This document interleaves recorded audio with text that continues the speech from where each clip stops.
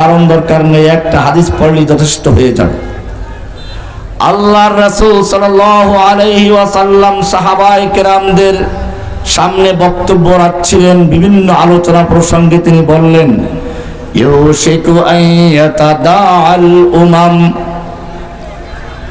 ও আমার উম্মত, ও আমার সাহাবীরা, ভালো করে শুনে রেখো, অচিরেই তোমাদের সামনে এমন একটি মুহূর্ত আসবে যখন কাফের মুশরিক দুনিয়ার পরাশক্তিগুলো একে অপরকে আহ্বান করবে, জোট গঠন করবে। ন্যাটো জোট হোক, জাতিসংঘ হোক, বিভিন্ন জোট গঠন করে একে অপরকে আহ্বান করবে, আসো আমরা ঐক্যবদ্ধভাবে মুসলিম জাতিকে ধ্বংস করি।